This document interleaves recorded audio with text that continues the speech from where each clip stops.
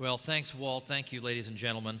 This is my second event of the day. I'm coming to you from an event in Wisconsin earlier today. That's what my mysterious lapel pin means. The X is for 10th Amendment. It was a 10th Amendment Center event. I hear you guys saw the nullification movie, so I was up promoting that today. Super fun. A couple things before I get started here. Let's see, what have I got? Oh, yeah, okay, as long as I was talking about the 10th Amendment thing. So the 10th Amendment Center, I just say, first of all, is an example of how one person can really change things. You know, like we talk about this a lot. One person can change the world. You say, come on. That's a lot of corny crap. That's not true. But it is true. Because Michael Bolden was a guy who was sitting in his Los Angeles apartment in 2006 during George W. Bush's second term. No conservative wants to hear about the 10th Amendment under George W. Bush, right? George W. Bush is the great conservative we've all been waiting for, right? Why would you criticize him? What are you, some kind of pinko commie? But Michael Bolden started this thing at a time when it was as unpopular as could be, and he started it with nothing. He started it with $0, no big donor, no media support, no academic support, nothing. And a few weeks ago, he just hit 100,000 likes on Facebook. Wow, right? One guy. So on Monday, I start my new Monday through Friday podcast at tomwoodsradio.com. And my first guest, some people might say, oh, you're going to have Ron Paul, you're going to have Judge Napolitano, you're going to have Peter Schiff, maybe. And I thought, that's all too obvious. I'm going to throw people a curveball. For my first guest, I have Michael Bolden, because I want to know how in the world he did this. There you go. So Monday's guest is Michael Bolden. Tuesday's guest is Ben Swan. And Wednesday's guest, now let's see how old the crowd is here. Wednesday's guest is Ian Anderson of Jethro Tull. Who knows who that is? Yeah! How did I swing that one? I have no idea. Boy, did I scam him into coming onto my show. So anyway, that's tomwoodsradio.com. It's Monday through Friday, 11 a.m. Central Time. Notice I only give it in Central Time. The world revolves around Central Time. I would also like to welcome my 10-year-old daughter, Regina, is with me here for the weekend. And everybody has been wonderful to her. I mean, everybody's treated her like a queen, even though we don't believe in that stuff. Still, you've been extremely generous to her. We appreciate that. And I will note that we are actually expecting child number 5. So we are going to win the battle of ideas through sheer numbers. Yeah, I know. Well, but right now we have 4 children. They're all girls. So I actually saw Ron Paul not long ago, told him the news, and I said, you think the likelihood is pretty good that it's going to be another girl? And he said, well, you don't really have to be a scientist to answer that question. So, all right, fair enough. All right, so let's jump in here. I'm going to say, just so that people know, I've got a little table out there with a few books, but one of the books that's on the table is called We Who Dared to Say No to War. And I point this out to you because I've got about maybe a dozen of them. And this book is only 10 smackers. And I want to point out to you the reason it's 10 smackers, just so that you're not going to complain to me later that I ripped you off, is that on this printing there was a mistake. All the table of contents, it lists every item as starting on page 0. So if you can deal with that, it's a mere 10 smackers. Now, on the other hand, as somebody pointed out to me, if I were a better marketer, the way I should have marketed this is said, okay, you get a book plus a free puzzle, right? But not smart enough marketing this. I did this, by the way, with a guy on the left that I knew when I was living on Long Island. We got to know each other, and I didn't agree with him on anything except on war. And so we thought, well, we're anti-mass murder. That's the basis of a friendship. So what we did was we just took all the most interesting writings we could find from all the major American wars, anti-war writings. Our criteria were that you couldn't be, if you're going to be included in this book, You couldn't be a fascist or a commie. But otherwise, we were very generous and ecumenical. So it goes from the War of 1812 and all the people, contemporary critics of all these different wars up to today. So it's kind of an interesting little book. But that's so you know, don't you come crying to me later. Woods ripped me off with a broken table of contents. Now I just told you. Anyway, I'd like to say a big thank you to the Libertarian Party of Illinois. I'm quite delighted to be here and to speak to people who have been in the trenches for I don't know how long, but I'm sure for many of you it's a very long time. Okay, good, right, yay. Now, one of the fun things you must have to deal with would be the libertarians who tell you that voting is immoral and participating in the political process is immoral. So we don't care about your elections and we don't care about your races. We don't care. We're not going to pay any attention. We're not going to vote for you. We're not going to help you. And there are a lot of people who hold that view. I'm really now. I suppose there are a lot of people in my circles who hold that view. I'm sure that in the broad spectrum of things, we're dealing with a tiny minority. But all the same, there are a lot of people who seem in libertarian circles to hold this view, and I just don't accept that. Now, I realize I'm preaching to the choir here, but I do want to begin by talking about this a little bit. Because it seems to me that a very good counterexample that several people have raised is, suppose you've been confined in a slave labor camp, and one day the government announces that, all right, we're going to have a vote. Every prisoner in the slave labor camp gets a vote, and if a majority of you votes to be freed from the slave labor camp, we'll free you. Now, is your voting skeptic going to say, well, in that situation, on principle, I just wouldn't vote. I'm going to stay here in the prison camp. I mean, if that person would rather stay in a prison camp than vote, then I say, wipe the dust off your feet, move to another town, and move on, right? Don't bother with this person. But the point is that when they claim that, well, by voting you are legitimizing the system, right? No, you're not. If I'm not legitimizing the slave labor camp by saying, well, look, I've been given an opportunity to improve my material condition, I think I'll take it. That's all I'm doing.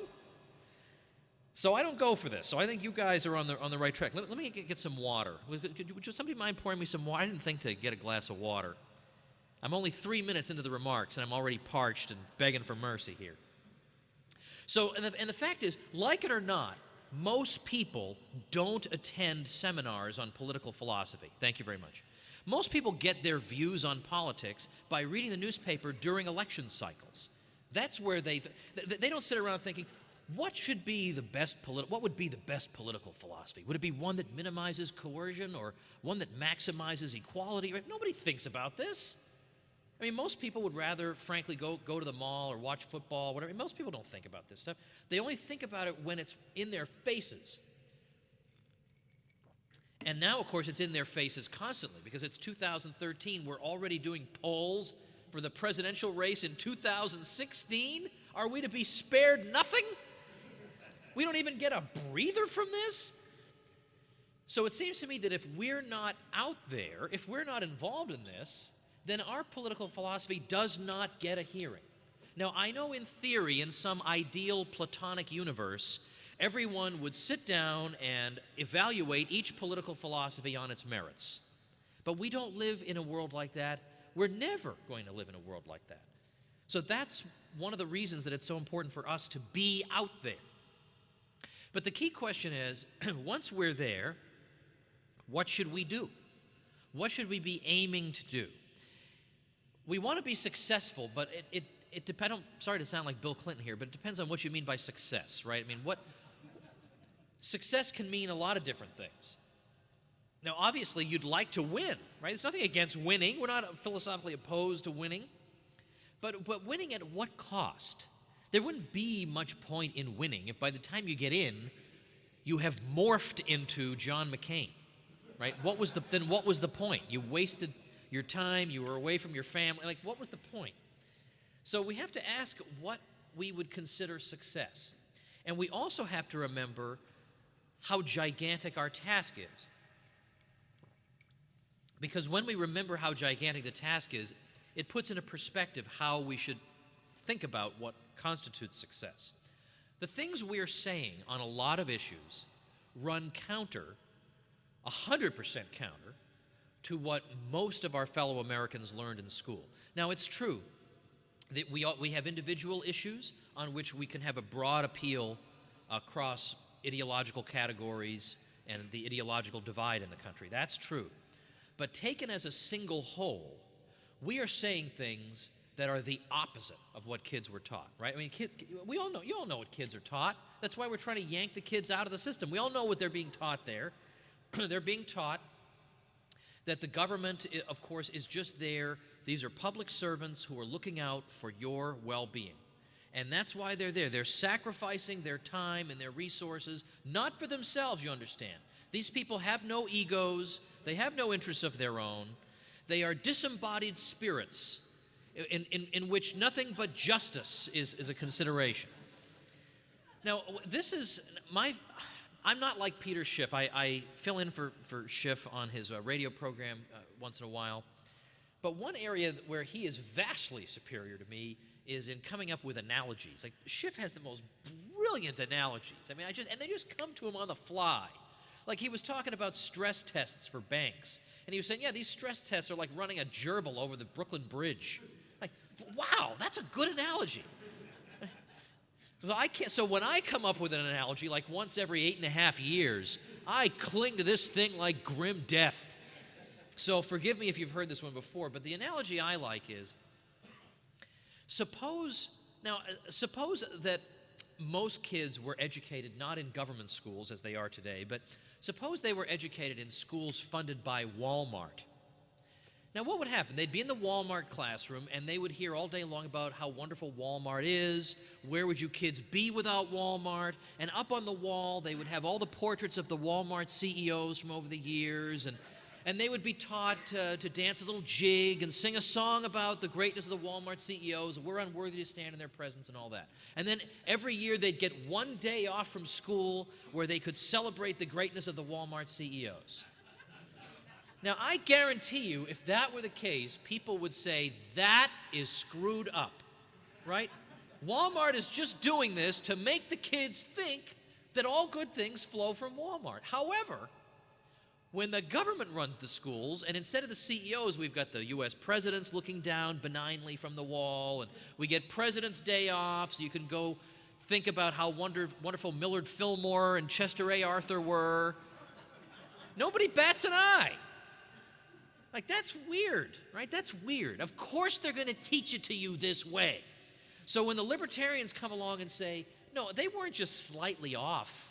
Like, they're teaching you propaganda. They're hoping that you will fasten the shackles to your own ankles. Well, not a lot of people are ready to hear that. But that's what we're going to tell them. Now, it doesn't mean, by the way, I'll get to this later, but that doesn't mean we have to go around and at every opportunity we have to get a bullhorn and shout the whole libertarian platform at a person at every particular opportunity. Nobody does that. No party does that. Well, I suppose other parties don't even read their platforms, but it doesn't make sense to do that. I'm not saying we have to do that, but I am saying we can't betray who we are. Now, I do think sometimes about, in a situation like this, about Ron Paul, who, of course, was the 1988 Libertarian nominee. Because a lot of times people will say, well, how many bills did he get passed? Ha, ha, ha, ha, ha. That shows you he didn't do anything. He didn't amount to anything. All right, well, that's true. I suppose Rick Santorum probably got more bills passed. I don't know what they were about. I'm pretty sure they didn't affect me one way or the other. And I'm pretty sure if I look over the legislative history of Newt Gingrich, like, it's probably stupid or evil or counterproductive or insubstantial or whatever, probably all those things. And that's how they're going to measure success? How many bills did you get passed? How many bills can you get passed in this current environment? That shouldn't be a feather in your cap. My question would be, how many kids are reading F.A. Hayek and Ludwig von Mises because Rick Santorum inspired them to do so? I mean, I'm going to take a wild guess that Rick Santorum hasn't read a whole lot of Mises. It's just a... But yet, Ron Paul, this guy who, by his own admission, he'll say, look, I'm not the most articulate guy. I'm not the best debater in the world. I'm just a regular guy who believes in this message. This guy, who's now 78, tells people, you know, kids, there's a 900-page economic treatise I think it'd be a good idea for you to read. They say, done. Okay. You want me to read that? I'll do it. You know, at the Mises Institute, not too long ago, maybe a couple years ago, we were trying to clear out some old editions of Human Action because we were bringing out a really, really beautiful, handsome new one. So we were selling the old one for like $15, and that's like 2 cents for most. I mean, $15 for Human Action is a great deal. So we advertised this online. Hey, you know, get your copy of Human Action, $15. Now, Mises.org is a heavily trafficked site. It's super powerful, but it could not withstand the stampede to get a $15 Human Action.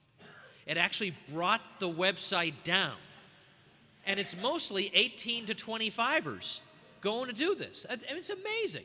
And it's because of this guy. And it's not because Newt Gingrich or whatever, Fred Thompson or any of these people told them to do it. It's this guy. Now, I call that success.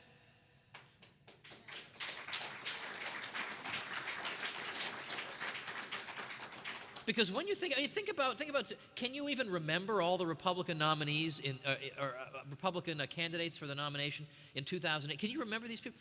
Duncan Hunter, anybody remember that guy? Right? Well, maybe you remember Tommy Thompson because you're not too far from Wisconsin, but Tommy Thompson was like the worst candidate I've ever seen. He was on the stage and they asked him, can you name us like 3 programs you'd abolish, or like, how about 1? And he came up with he said, well, I don't know, I think with the Centers for Disease Control, the stockpile could be handled a little bit better. Nobody even knows what that is, right? And so even on Fox, the Fox News guy said, Congressman Paul, can you do any better than that? Like, it was embarrassing. That was the best they could come up with. So it was like or Tim Pawlenty. Like, where do they find these people? Tim Pawlenty? The most boring guy this side of Bob Dole. And he's being touted by, Hannity was actually saying the night of the first debate with Tim Pawlenty, this past cycle, he said, well, tonight all eyes are on Tim Pawlenty. And I thought, speak for yourself. What are you talking about? Who? Yeah, you and your crazy establishment automaton David Gergen might be looking at. But my point is that look at all these other people. These people are going to wind up as Jeopardy questions. Or Jeopardy answers. And the contestants won't even know the question. Right? How could that possibly be success? And parenthetically, by the way,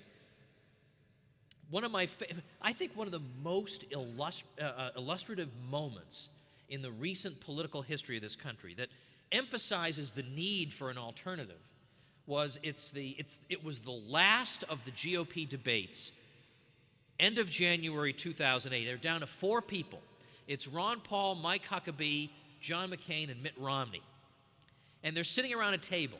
And if you remember this thing, 90% of that debate was McCain and Romney arguing about who was going to withdraw how many troops from Afghanistan when. It was, now, John, I'm pretty sure you said that you were planning in 10 years to draw down by 1,000 troops, but I think that's unwise. I think we've got to wait 11 years and draw down by 250. And McCain would say, now, Mitt, I can't believe you would say that. If I clearly said that 9 years from now. All totally stupid, begging the question, inane, insubstantial, makes no difference whatsoever. And finally, Ron Paul speaks up and says, I can't, what am I, in the Twilight Zone here? This is what about the policy itself? What about just getting out of there? Like, why are we arguing about who's going to do what when? Like, this is totally insubstantial. And then after the debate was over, they get that David Gergen on. And by the way, you know David Gergen, this commentator, he's on TV all the time, has no redeeming qualities whatsoever as a broadcaster, right? The most boring guy you've ever seen on TV, right? He has no emotions. Right? It's like if you opened his head, you would expect to see wiring and circuitry in there, right? This is not a human being. There's something wrong with him. Like your friends never say, hey, David Gergen's in town to do a book signing. I'm going to drop everything and go see him. Like, no one would say that about this guy. So they asked David Gergen, David, what did you think was the highlight of tonight's debate? Well, I think it was when Mitt Romney challenged John McCain over how many troops he... That's David Gergen. That's the whole political establishment for you. Of course, the correct answer was, well, when Ron Paul finally got a chance to speak, when he finally said, could we please talk about something substantial? No, we're going to pretend that didn't even occur. So thank heavens that we have some, at least the beginnings of some type of alternative here. But in being an alternative, we have to be careful of certain temptations. Because, of course, one temptation is to think, well, I'll get elected if I don't sound so out there. Well, you don't have to sound out there. If you're a good debater, you can sound like common sense, see? Right here, common sense and reason. In a lot of ways, that's really all we're talking about here. And all we're talking about is saying, think of all the things you were taught as a child, that your parents taught you. Keep your hands to yourself. Don't steal anything, like basic moral principles. That's all we're asking. We're just asking that everybody observe this. Even if you have a fancy title in front of your name and you work in a fancy Washington office building, you still have to obey these simple commands that you learned when you were a kid. That's all we're saying. It's not like something from Mars, or you have to understand quantum physics to follow what we're saying.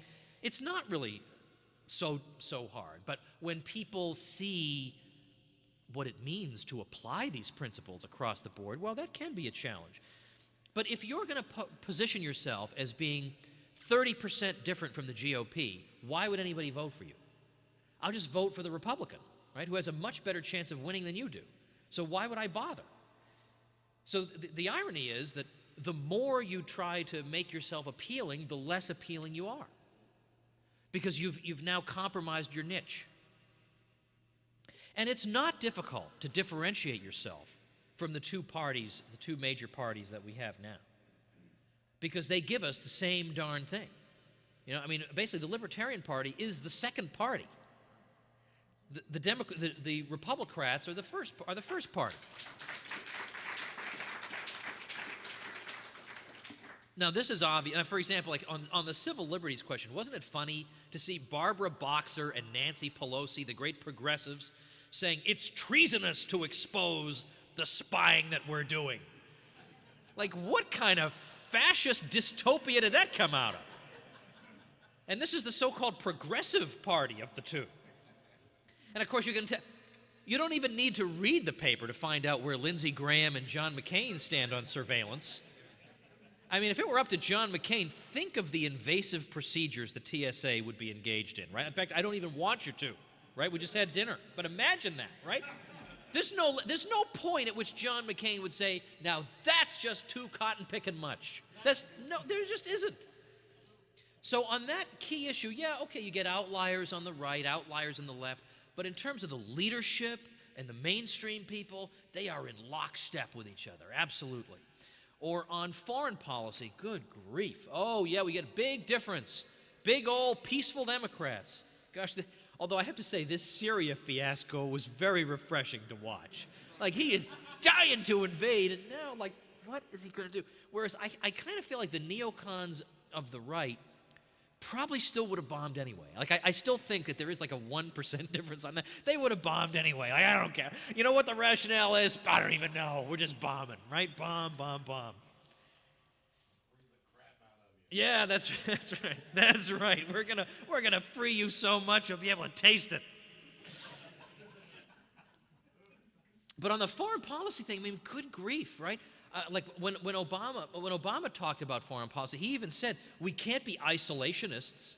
Isolationists meaning, you know, we've got to continue to have troops in 130 countries or whatever. Because if you had them only in 120, then that would be like going back to the 1930s or something. And it really does make you wonder. A friend of mine posed this question recently. According to the Republicrats, does that mean that every other country in the world is isolationist and therefore morally reprehensible? I'm just wondering. And I suppose their answer would be yes, right? Because our country is the awesomest of the awesome. We're full of awesome people. And the only reason anybody might be unhappy with our government is just because we're so darn awesome. Like, that's the mentality that basically exists everywhere. Or in 2008, when we had the financial problems and the bailouts, how about that? McCain and Obama, both. McCain's got to suspend his campaign and rush back to Washington to help. He's going to help us out, John McCain. John McCain, the guy who, okay, it was said that he doesn't know a whole lot about economics, and he does not. Now, I mean, he's not the brightest bulb, and I think he actually graduated like at the bottom 1% of his class. It was some horrifying statistic.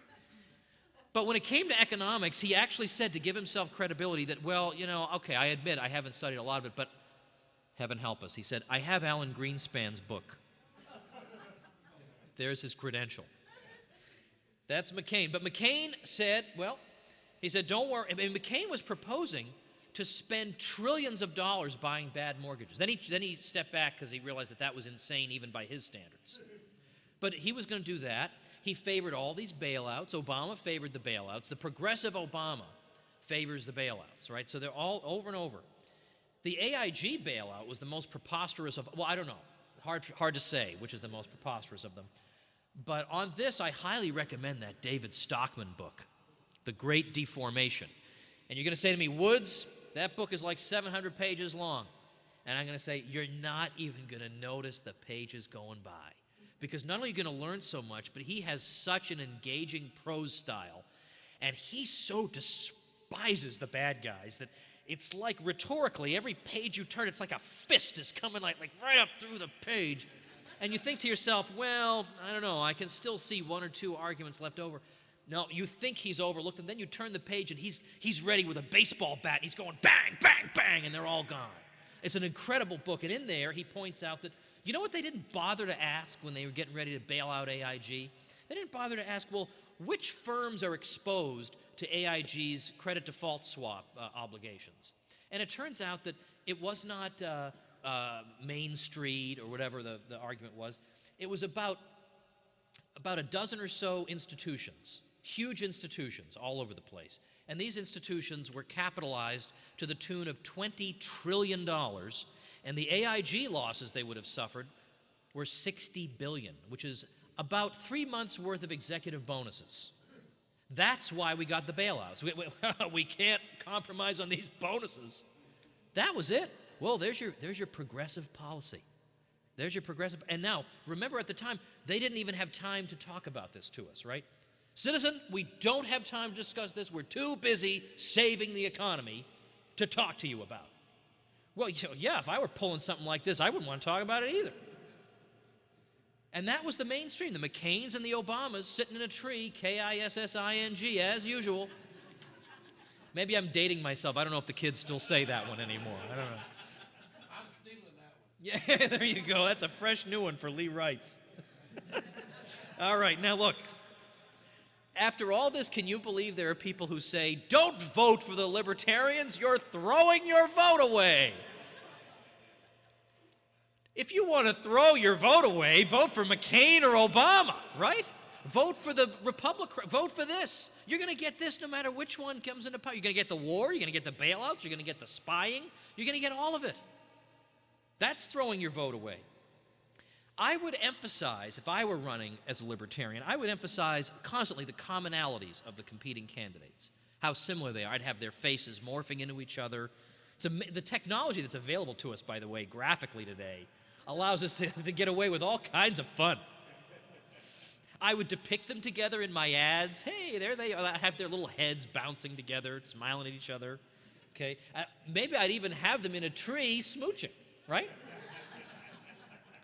I mean, and I would say, look, if the Democrat wants to bulldoze your neighborhood, the Republican will promise to do it 10% cheaper. Is that what you want? So I came up with this ad idea, all right? And I've written the first half. You guys write the second half for yourselves, okay? Here's my ad. And this is an ad where I'm basically trying to appeal to young people. Now, young people just generally don't vote. I don't know why that is, but it's a fact. It's hard to get them to vote. Maybe we can change that. I don't know. If we can make it seem cool, Libertarians seem cool, I don't know. And I do know that the oldest cohort, they vote like crazy. Like, it does not matter if it's the last thing they do, they're going to go in that polling place and vote. So I'm basically conceding that voting block in this ad. So the ad idea runs this way. When your parents, or maybe I'll say grandparents, were growing up, and then we'll show all these different things that they did when they were growing up. People used to read something called newspapers to keep up with the issues of the day. If you needed to look something up, you drove halfway across town to consult a 40-year-old encyclopedia. What is that? Walter Cronkite told Americans what to think. There were 3 TV channels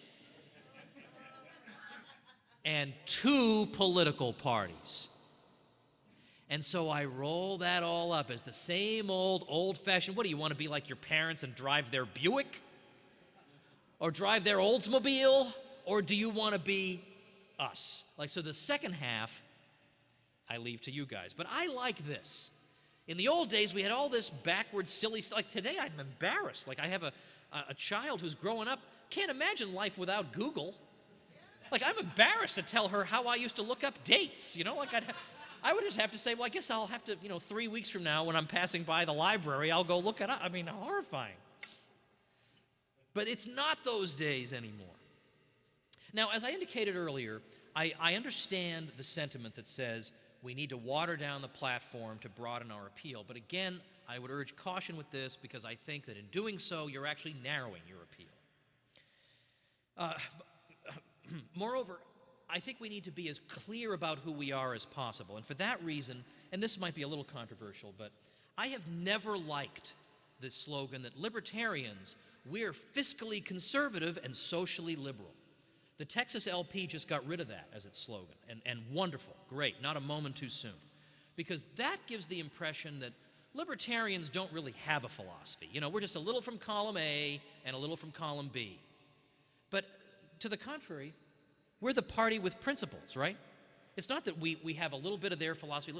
It's that it makes us sound we're totally inconsistent. We're sort of left and we're sort of right. No, we are the most consistent political philosophy in the history of the world. We have a single principle, non-aggression. And once you understand that, you understand the libertarian position on everything. So what we believe in is freedom and treating you like an adult. That's it. That's the way to talk to people about it. You want to know where we stand? Just imagine your life without hangmen and executioners threatening you all day long, and you'll know what life would be like with the libertarians. Also, in national races, I see no reason to run away from foreign policy, because that obviously taps into a huge reservoir of discontent that obviously Ron Paul managed to exploit very, very effectively. And I would certainly avoid, if I'm talking foreign policy as a libertarian candidate, I would never use a phrase like U.S. interests. That's regime speak, U.S. interest. What is that? Corporate interests? What is that? The interests of the ruling class? What does that even mean? We don't talk that way. Let the Republican talk that way. Let the Republican talk about U.S. interests. You talk about the justice of the situation and the fact that people are being fleeced and looted in order to torture people they've never even met and exploiting their patriotism like that. That, gee, you know what? The same people that you conservatives are saying, I don't trust you to educate my kid, or I'm afraid you're going to take my guns away. However, as soon as you tell me about Syria, I will drop all my critical faculties and immediately accept everything you're saying. That's just not consistent. It's the same people, okay? The same people who are promoting milk subsidies that you hate so much. I wish they could get as excited about war as they do about milk subsidies, ridiculous things like that. These are the same people lying to you about foreign. They lie about everything. They can't help themselves. They would look right at you and tell you have 3 eyes. Now, they stand to gain nothing from that lie. They just can't help themselves. Now, again, I don't mean to say that you have to go around to every single potential voter and say, hello, Mr. Potential Voter, let me tell you all our positions on every single thing. No. You think of, what is my entry point with this person, right? Or this group. How do I get them? I mean, this is how we would, even if we had nothing to do with elections, we're just talking to our friends and neighbors. Just think about, well, what are the interests of my friends and neighbors? And where's there possible commonality with my libertarian philosophy? And so one of the ways I've actually done something kind of like this. I haven't written a book in a little while. I'm kind of tired of it. It's really exhausting. I'm too busy doing homeschool videos for Ron Paul to have time for books. But this book that I did called Rollback a couple years ago, I think I have a few copies out there. But in Rollback, this was pitched toward the Tea Party. I didn't intend it to be. My publisher, to my horror, made it look like a book against Obama. Oh my gosh, this is a book like against everything you can imagine. The book may as well be called Everything Should Be Abolished. And they're pitching it as an anti-Obama book to try to get it to the Tea Party people. But the way it's organized, it's like peeling the layers of an onion. So it starts off with, okay, Obama's been kind of bad. So we talk about the stimulus and Obamacare and whatever. And the next chapter is, and you know what? The government really made the situation with the financial crisis worse, and it may actually have helped to cause it with the Federal Reserve. Yeah, okay. And then we say, and by the way, speaking of the Federal Reserve, that stinks too. And in the next chapter, and by the way, the military-industrial complex is also a scam, and let me show you all the details about that. And then the last chapter is, oh, and if I left anything out, like, I don't know, government funding of science, like really hard ones to argue, let's cover those. So I get them in with, yeah, okay, he's right, that Obama, he sure is a troublemaker, you know, but then I've got him. All right? And then I just make it seem like one thing is just naturally following from the other, right? I'm just taking things where they lead me. That's all. So I enjoyed that. That was mischievous to actually have that happen. Now, it doesn't mean also that we have to be against all reductions in government power or all reductions in taxes if they're not reductions to zero. Like some people accuse us of that. Hey, we want to reduce taxes from 28% to 10%, and you libertarians are against that. No, we're not. Of course, I would love to have the taxes go down to 10% tomorrow. But as a libertarian, I myself am going to say, well, look, I want as low as can possibly be imagined, but I'll be happily willing to work with anybody who's going in the right direction. I think that should be our attitude. But today we have a absolutely tremendous opportunity. The likes of which we've never had before. I mean, think about in the old days. Think about when the Libertarian Party was founded. If you wanted to find out more about the Libertarian Party, well, send a self-addressed stamped envelope to our post office box, and then we'll... Yeah, whereas today, you've got all these opportunities, and also, especially with YouTube, and ever since the Ron Paul campaigns, I've seen that there are people in the liberty movement who have talents that I couldn't cultivate if I had 10 lifetimes, especially like video production. Some of the ads that these people know how to make are just devastating. And we got to exploit this, right? I mean, these people whom we're running against are so, they're at once laughable and disgusting, like all together. This should be easy, right? Like, this should be a breeze to make them look ridiculous. And we can do it on the cheap with the videos and the free resources that we have that we can use to spread our ideas. We got to do that. Now, also, the younger generation, again, it's hard to appeal to them because they don't vote for whatever reason. We got to change that, and I don't know how to do it. But they are not so tied into the Democrats and the Republicans as their parents were. They're certainly not tied into the Republicans. The Democrats, they're tied into by default because they say, basically to themselves, I just can't belong to a party that has John McCain in it. So who's left? They go to the Democrats. But a recent poll found that out of a group of 18 to 32-year-olds, 40% view libertarian favorably. And about a third of them don't even know what it is, so that's another third that we can potentially appeal to. When it's explained to them, we get 58% of them saying, yep, that's what I think. Now, we have to take this with some caution, though, because maybe they don't really know what that really... When I say non-aggression, I mean the government can't do any of the things you like either. But still, this is a good start. This is a good start. And I also, I like the idea when we have this thing that we're the party of principle or the party with principles. The principle that we should be aiming at here is not, we shouldn't be echoing the GOP sort of strategy of sort of implying that the poor are looting the rich and the blacks are looting the whites. That's not the focus of libertarians. The focus is as follows. I want to read you this passage. Too many libertarians have absorbed the negative and elitist conservative worldview to the effect that our enemy today is the poor who are robbing the rich, the blacks who are robbing the whites, or the masses who are robbing heroes and businessmen. In fact, it is the state that is robbing all classes, rich and poor, black and white, worker and businessman alike. It is the state that is ripping us all off. It is the state that is the common enemy of mankind. And who is the state? It is any group who manages to seize control of the state's coercive machinery of theft and privilege. Of course, these ruling groups have differed in composition through history, but whoever they are, they can only be a small minority of the population, ruling and robbing the rest of us for their power and wealth. And since they are a small minority, the state rulers can only be kept in power by deluding us about the wisdom or necessity of their rule. Hence, it is our major task to oppose and desanctify their entrenched rule, in the same spirit that the first libertarian revolutionaries opposed and desanctified their rulers 200 years ago. That's Murray Rothbard. That's exactly right. The state is the enemy, and it's easy to portray this. I mean, how many rich and powerful people are suffering during the drug war? How many poor and vulnerable people are benefiting? And just go on down the list. How many poor and vulnerable people are benefiting from the bailouts? How many of them are benefiting from the foreign policy, where they wind up in the military because the government has foreclosed all other opportunities because they've made it illegal to hire any of them. So they wind up in the military, then they come home maimed and emotionally disfigured. And look at how much we've helped you. That's got to be made clear. It's not other parts of the population against us. It's the state against everybody. Now, this is, as you well know in this room, this is a slow and laborious task.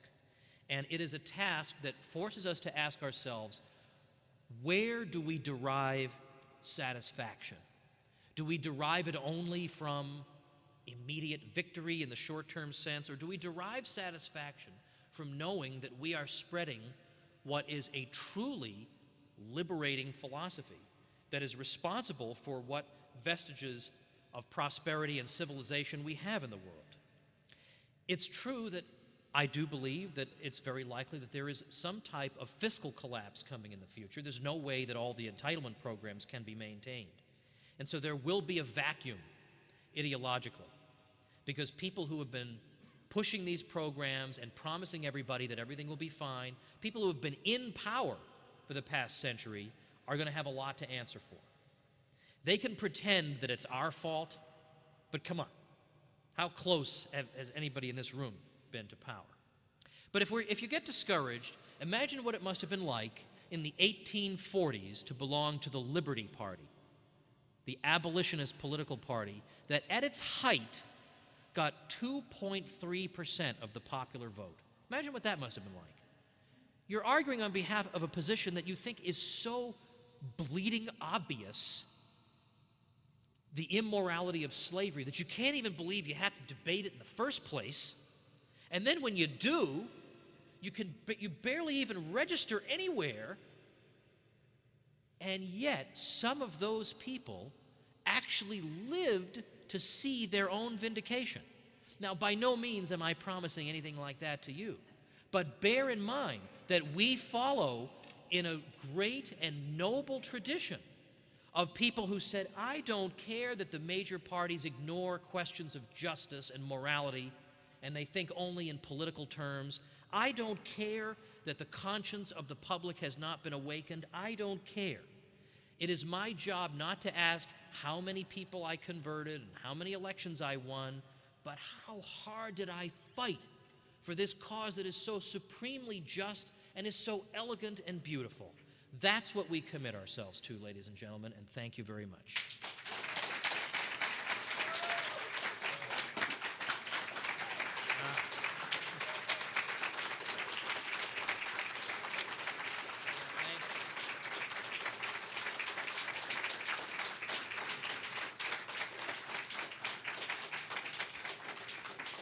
Thanks, everybody. So I guess we'll do a couple of questions. Okay, before we do the questions, I want to just make a quick announcement.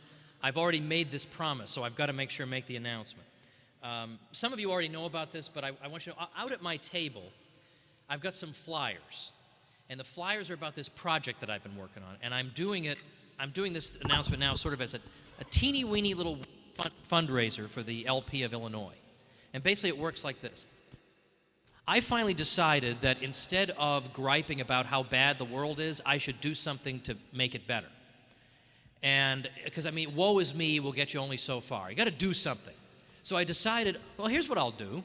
For one thing, I think the way American history is taught is part of the problem, because people, if you're taught that in American history that big businessmen as a class are wicked, and centralized power is the source of liberation, so then no wonder we're in the position we are now. Everybody's taught the wrong history.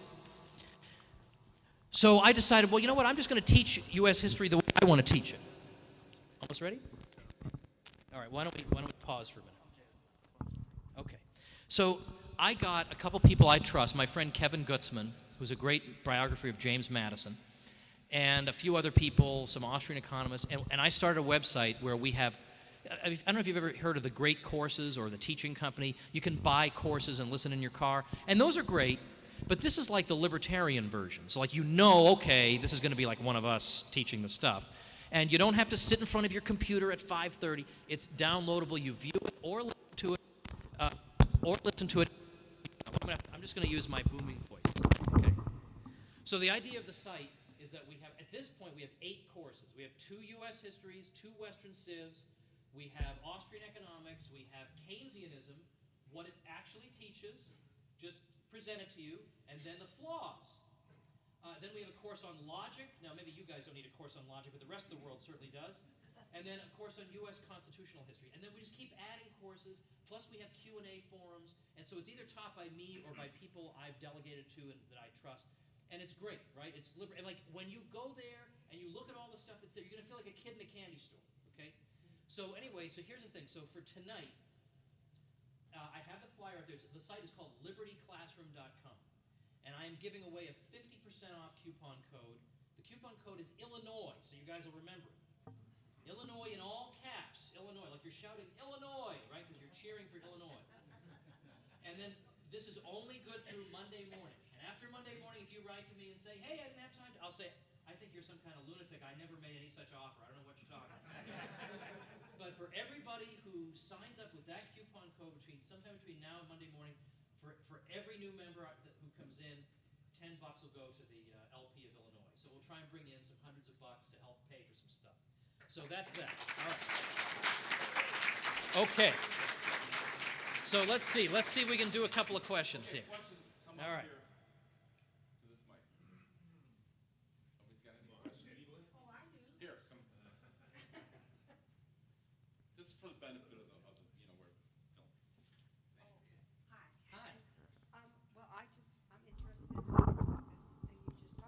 Okay. Oh, boy, it's almost like I planted her here. She wants more information. All right. Woohoo! Right. Well, yeah, my thought with this libertyclassroom.com program is that I could have saved myself so much effort if I had known the stuff that's on this site when I was 18, instead of having to find it all out the hard way. In fact, that's why most of my books I wrote for that reason, that it took me years to figure this stuff out. Now, I just want people to spend 3 hours reading a book, and then they don't have to do it. So the idea is we've got probably 2 more. I'm going to do 2 courses on the history of political philosophy from a libertarian perspective. I'm going to try to do money and banking. I want to do a course where one of my economics professors is going to go through a mainstream economics textbook, chapter by chapter, and show in each chapter what's screwy about it. So to help kids who are in universities, who are going through these economics programs, here's what's screwy about this chapter. Here's what's wrong with that chapter. So, the sky is the limit. So libertyclassroom.com, coupon code Illinois in all caps. And then if you have questions, we have discussion forums where the faculty are all in there. Pose your question. And then once a month, we even take questions live. Like, we come right into your, it's kind of creepy. Our faces are right on your screen, almost like we can see you, but we can't. Only the government can see you. I can't actually see you. Okay. So there you have it. Anybody else? No questions? I'll think of one. All right. Here. Make it an easy one here. I'm tired. Actually, it's not a question. Okay. I'm going to finish your paragraph you remember earlier about your ad. Sure, yeah. Let's brainstorm. Your idea about your ad. You do like it? I love it. All right, good. Thanks. I'd love to talk further about it because I know some young filmmakers that could make that happen. Oh, that would be awesome. You know what the most powerful part of that ad would be? Okay, At what? the very end, if it said paid for by the committee to elect Thomas Woods president.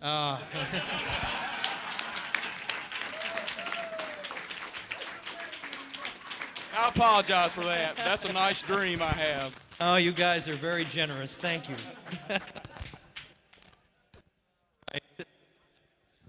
That. Is this the first time Tom Woods has been held speechless here? Dr. Woods, I promise you, it's the most fun you'll have with your clothes on. Well, thanks. Thank you. I don't think this is working. That's okay. We all have booming voices, right? We have to strain to have the voice of liberty be heard in this country, right? All right, so who's left? Anybody else want to ask anything? I'll ask a question. Yeah, please, yeah. Okay, so trying to get somebody to vote third party, Libertarian, and they say, I don't want to waste. I know you did cover some. Yeah, of this, right, yeah. But I don't want to waste my vote. I mean, if we could just get a little more detail on that, because it seems to me people are so, inertia is so strong Yeah. in politics that it's very hard just with logic, it seems, to overcome that just emotional tie of inertia Yeah. over time. Yeah. Okay, I would run down, like what I did here, all the things that the two parties have collaborated, and I'm sorry to keep saying the two major parties that have collaborated to harm you. And the bailouts are an example, and the farm, whatever, all these sorts of things. And I would say, these people need to feel political pain, not physical pain. I mean, I have some confidence that at some point they'll feel some kind of justice somewhere or another, but they need to feel political pain. And they're not going to feel political pain if you're just going to choose another one just like them. But then I would say, suppose it were the 1840s, and like anyone with a speck of justice and morality in his heart, you wanted to abolish slavery. And somebody said, well, you know what? We have a political party devoted to exactly that. Are you telling me that you would have been such a follower in those days that you would have said, well, I don't want to throw my vote away. Like, sure, I'm against slavery and everything, but come on, I don't want to throw my vote away. That wouldn't be respectable, right? I wouldn't look good among my friends. My friends are Whigs, It's cool to be a Whig. It's not cool to be a... I would say that. I mean, really? Really? But, I mean, it ultimately comes down to, well, either you want to be a leader or you want to be a follower, right?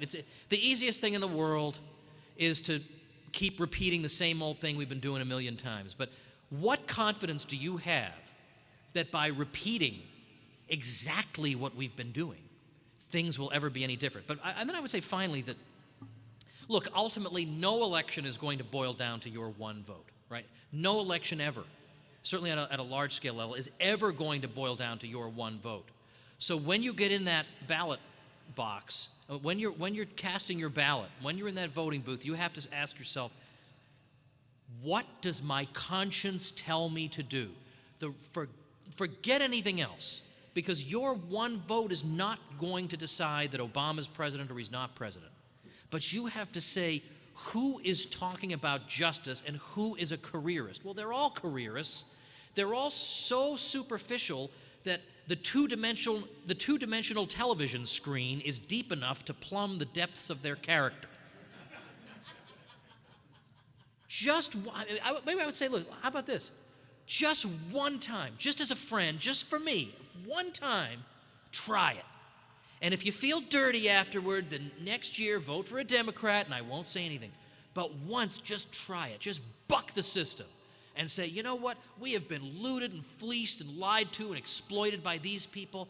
I'm going to try something different with my one vote. And I have a funny feeling you're going to feel like it's one of the best things you ever did. I think I'd put it that way. Okay.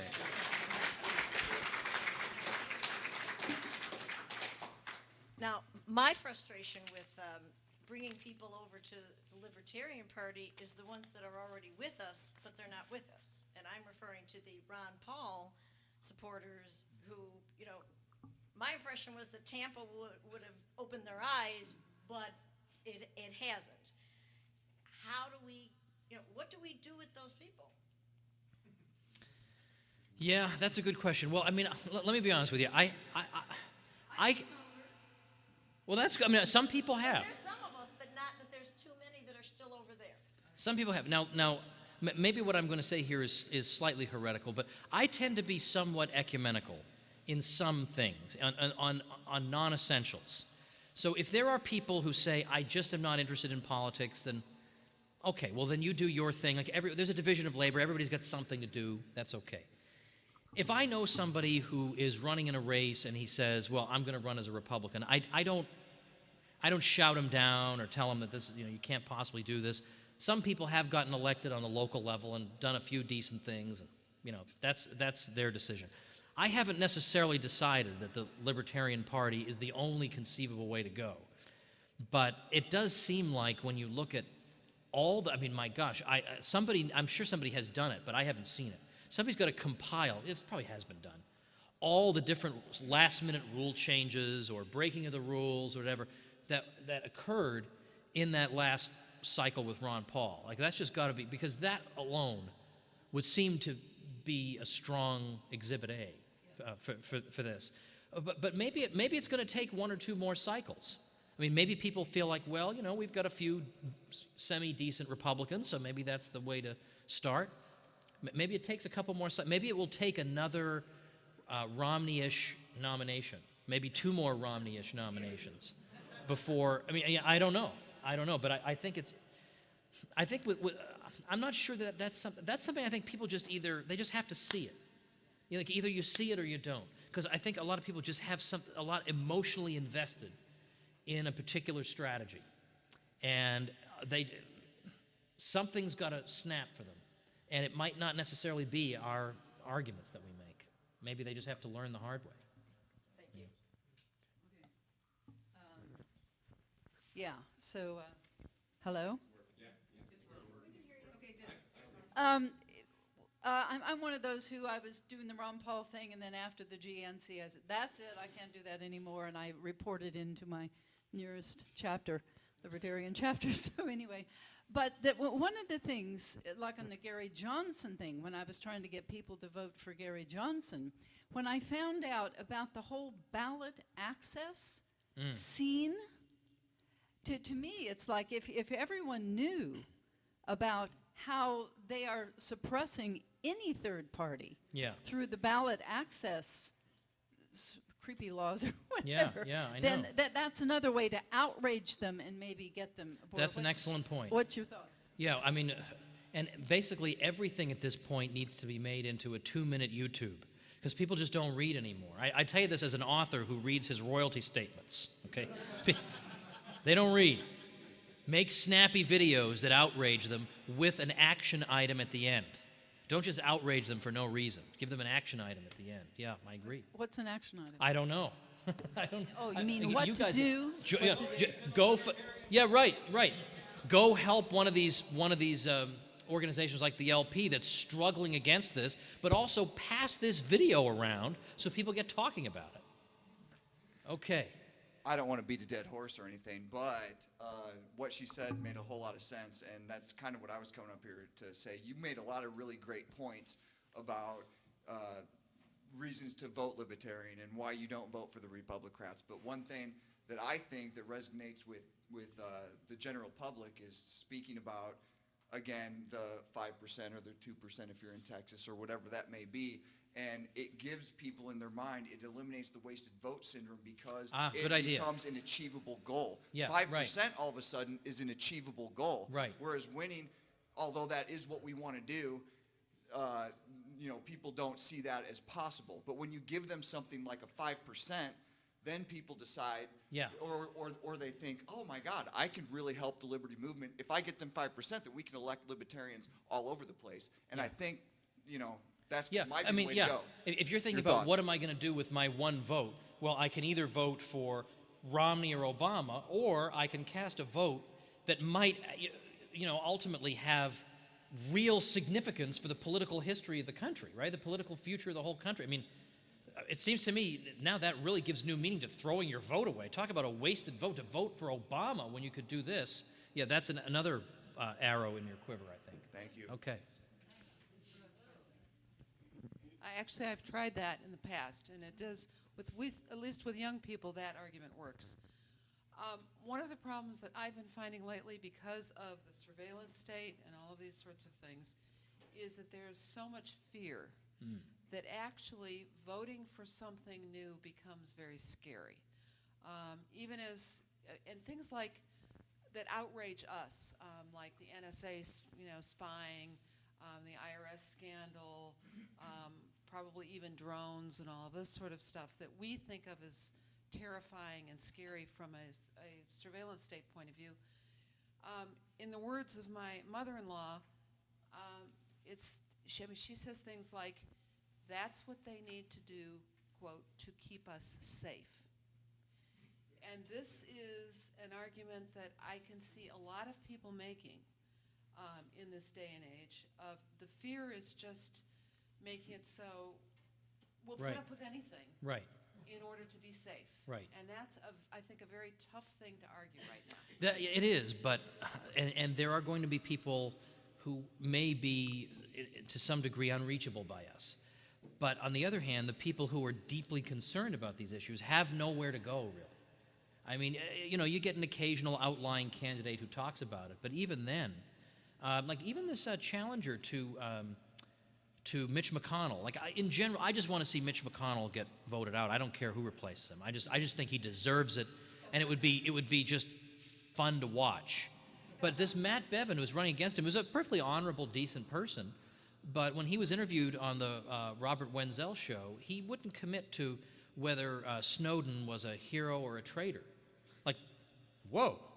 So there are going to be some people who are not reachable, but of those who are concerned, because the other two parties are focusing on the safety issue and security, we're just doing this for your own good, I think it gives us an opening for at least a segment of the population, which is going to feel increasingly politically homeless as the other candidates just either don't talk about it or just take an outright horrifying position on it. So that's at least something.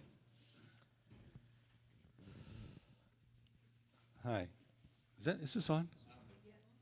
It is Oh, on? yeah, no, apparently on? it is coming out. Yeah. Okay. Well, I just had probably one of the most profoundly meaningful experiences in my life was singing my Ron Paul song, which I'd written for a bunch of wildly enthusiastic 20-somethings at Chicago's Wise Pool pub a couple of years ago.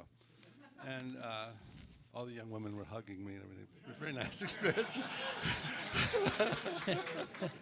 Well, that's nothing new, right? So, but anyway, I think what we're dealing with there is a profound sense of demoralization at this point. And perhaps an argument that could be made would be there's no party establishment here who will crush you if you get involved, as was the case with the Republicans. Yeah, I assume that's true. And the other thing, I wonder how much we can learn from the success of Nigel Farage in the United Kingdom, forming a brand new political party out of nowhere. Yeah. It's now a major player, so it can be done. So, and what are your thoughts? Yeah, I know who he is, and I've followed some of his speeches, but I don't know the details of his movement. But I'm happy to take encouraging examples from anywhere we can find them. Sure. Dr. Woods, I love your work. Thanks. I really do. And I'm so glad. Thank you, guys. So glad that you're taking it to the next level, which is putting it all on tape and on film and taking it onto the internet and helping the next generation to learn it. And I'd like to just get a little bit more of your thoughts on the whole concept of the Libertarian Party pegging their next marketing campaign, perhaps finishing that ad that you started with, now isn't it time to join the Libertarian Party and get involved in real education reform? And going along the lines of not just school choice, which I think is good, but really talking about the homeschooling effort and what can be done. Because you've got programs, other people have got programs out there. It's ripe for the taking. With Ron Paul's program, I'm just delighted to promote that. Don't you think we can do a lot better in differentiating the Libertarian Party as the real party of education? Well, I think so. I mean, on the other hand, there are some. I would think that some of the Christian right Republicans would probably position themselves as being pretty good because they probably favor homeschooling and so on. So we'd have to carve out a niche there. But also, I think it's misconception to think that everybody who's homeschooling is an evangelical Christian. That is increasingly not the case. I mean, obviously that's a big part of it, but a lot of people are doing it. I mean, and they're doing it for a lot of different reasons. So yeah, it would be great to get out there and identify ourselves with that, especially because that is an almost unbelievable example of a social movement that just sort of occurred. Right? And certainly there was nothing in our culture or in the media or anything that would want to encourage something like this. They would be horrified by that. Now, it's funny, my own wife was homeschooled back when nobody knew what that was, and they would say, is that even legal? Like, are your parents in jail? Like, what is this? You have one tooth? Like, what is this? So, so I've seen it firsthand, basically, and it's extremely exciting. I mean, it's a case of, it's something that government wants to crack down on, but it's gotten to be so big that there's really no way they can do it. I mean, that's amazing. I mean, it's exactly what we fantasize about when we imagine what the libertarian world will look like. It'll be, everybody will have his own sort of thing that he'll feel comfortable. Everybody will have an education and teaching what he believes and all that sort of thing. And it'll be spontaneous and it'll just grow on its own. And yet here it actually is. Like, I mean, hey, wow, I'm not just preaching stuff off the top of my head that I just thought of. It actually occurs. So sure, I mean, anything we can do to build that up and encourage it. And of course, I would like to see, I think the homeschooling families should get some tax money back, right? I mean, like, what? I don't see the justice in this. I mean, everybody should get their tax money back, but for heaven's sake, like, I mean, I have to fly all over the country to pay my property taxes, basically, even though I would never in a million years send my kids to their crummy schools. Never in a million years would I do that. Well, I think it's just the opposite. I think that the Libertarian Party should be talking about how unjust it is that people are taxed through their property taxes for education, which is, as you had indicated quite earlier, working at cross purposes, teaching their kids that government's there to help. That's true. Now, the thing is that, yeah, you got to bear in mind that you are going after the sacredest of sacred cows here. So it's got to be done. It can't be done in a ham-handed way. It's got to be done. I would recommend this tact only to the most skilled and tactful libertarian debaters we have, because most people honestly think, even my own father, who taught me basically the principles that I have now, his view was that the only thing government owes you is protection and an education for your kids. Even my father thought that. And my father was a great, great guy. So that is a hard one to pry them away, especially because they associate education with local patriotism, the local football team, whatever, the prom. And they just can't imagine their lives apart from this thing, even though you could still have that if you wanted it. Just pay for it yourself, right? Okay, Tom, I've been dealing with a few progressives, and I'm wondering what the word seniorage means. Have you used that? Oh, seniorage is like the, I don't exactly understand how it's used in the production of fiat money, but seniorage would be the money, like when the profit that the government makes when it's minting the coins and so forth. Right, but when they like, I even asked Bob Murphy this. What does seniorage mean? You might ask Steve Horwitz tomorrow, actually. What does seniorage? It's like SEIGNURAGE, something like that. Yeah, seniorage. And I think I said to Bob, what does seniorage mean with regard to fiat money? I don't see how the government earns anything off this and whatever. And he actually had to look it up and ask people, and so I think you better wait. Okay. It's a Horwitz question. Now we'll give you a couple minutes to plug your Liberty Classroom. No, I feel like I've already tried your patience with my. But I will plug my other project though, as long as you've given me permission. I just need people to know what I'm working on because I'm just killing myself. I mean, really, I am. We love you. We don't care. That's very sweet of you. Thanks. But so Ron Paul says, I want to start. He's been wanting to start a homeschool program since 2008, and nobody did anything about it. And then he retired and said, no, I really do want to do this. So he got me on board and said, I want you to do these history courses and government. I'm doing a government course. Wait till you see that one. Yeah, it'd be the anti-government course. But so anyway, so the way each course works, so that the homeschool curriculum is K through 12. The grades are being done. We've got grades 6, 7, 9, and 10 finished. More to come very quickly. Grades K through 5 will be free. You don't pay 1 cent for any of the materials. It's all free. And then after that, it's not really that much. It's very price competitive. But each course is 5 lessons a week, 36 weeks. That's 180 video lessons. 180 videos per course. I'm doing 4 courses. So you calculate that, and so people will write to me and say, Tom, I know you're busy. I just have 7 questions. I mean, I just can't, right? I mean, I've got so many videos to do. So the idea is that Monday, Tuesday, Wednesday, Thursday, each day there's a 20 to 25-minute video on some topic in the course. Then Friday's a review, because review is how you learn. You hear it again.